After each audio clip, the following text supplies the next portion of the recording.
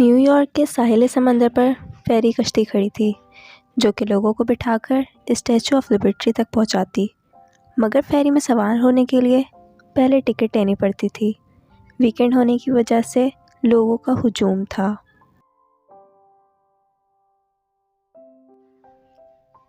Ferry کچاکچ بھری تھی۔ انتظار میں کھڑے لوگ دوسری تیسری فیری کے انتظار میں کڑی دھوپ میں ہاتھوں میں کوک، برگر اور مووی کیمرے پکڑے کھڑے تھے۔ اس ہجوم میں صرف جوان اور بچے ہی نہیں تھے بلکہ بوڑھے حضرات بھی نمایاں طور پر نظر آ رہے تھے۔ قطار میں کھڑے لوگوں کا جی بہلانے کے لیے ایک سیاہ فام شخص اپنے کرتب دکھا رہا تھا۔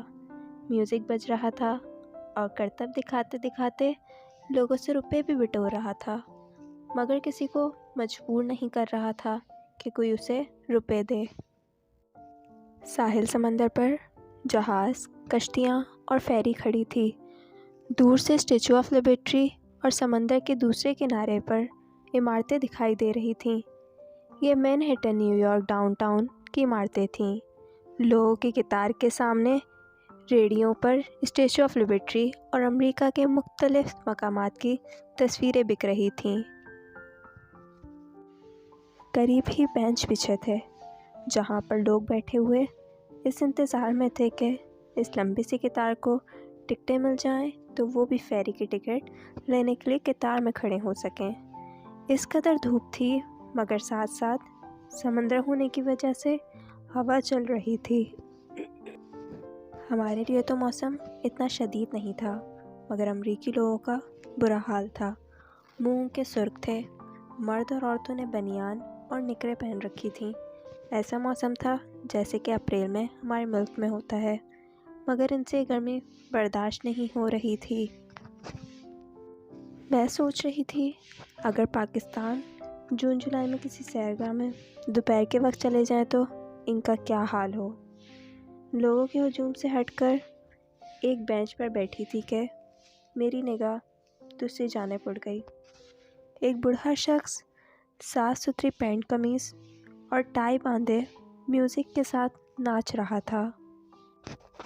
اتنا ضعیف تھا کہ بمشکل اپنے پاؤں میوزک کے ساتھ اٹھاتا۔ قریب جا کر پتہ چلا کہ وہ بھکاری ہے۔ ایک ڈبہ اس کی میز پر رکھا تھا۔ لوگ اسٹیچو آف لبرٹی کی ٹکٹ لینے کے لیے جب وہاں سے گزرتے تو کچھ ڈالر ان کے ڈبے میں ڈال جاتے۔ بھیک مانگنے کے لیے وہ انتہک محنت کر رہا تھا۔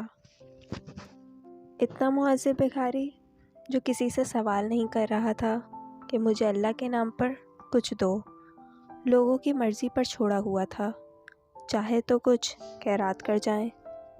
مجھے رہ رہ کر خیال ستا رہا تھا کہ اگر وہ لوگ بھیک بھی مانگتے ہیں تو اس کے لیے انہیں محنت کرنی پڑتی ہے۔ وہ بھی لاچاری کے سبب وہ بھیک مانگتے ہیں، اور ایک ہمارا ملک ہے کہ اچھے خاصے ہٹے کٹے لوگ محنت مزدوری کرنے کے بجائے بھیک مانگتے ہیں، اور جوان عورتیں چھوٹے چھوٹے بچوں کو گود میں اٹھائے صدا لگاتی ہیں، اللہ کے نام پر کچھ دے دو، تمہارا بیٹا سلامت رہے، بی بی تو حج کرنے چلی جائے، تیرا شوہر جیتا رہے۔ اگر اتنی دعائیں سننے کے بعد بھی آپ کچھ نہ دیں تو وہ بد دعاؤں پر اتر آتی ہیں، جو منہ میں آتا ہے بکے چلی جاتی ہیں۔ بد دعاؤں کے خوف سے لوگ انہیں کچھ نہ کچھ ضرور دے دیتے ہیں۔ اگر کہیں کہ بی بی کام کرو گی تو 100 بہانے بنائیں گی۔ اتنے چھوٹے بچے کے ساتھ کام کیسے کر سکتی ہوں؟ میرا شوہر اندھا ہے، اس کو کھانا کون بنا کر دے گا؟ یہ سن کر انہیں مزید کچھ کہنے سننے کی ضرورت محسوس نہیں ہوتی۔ خیر، بات ہو رہی تھی ساحل سمندر پر کھڑی فیری کی اور اس پر سوار ہونے والے لوگوں کی۔ وہ نہ جانے کتنے گھنٹے سے قطار میں لگے ہوئے تھے۔ ان میں جینے کی امنگ تھی۔ وہ ہر لمحے کو منقید کر کے لطف اندوز ہوتے ہیں۔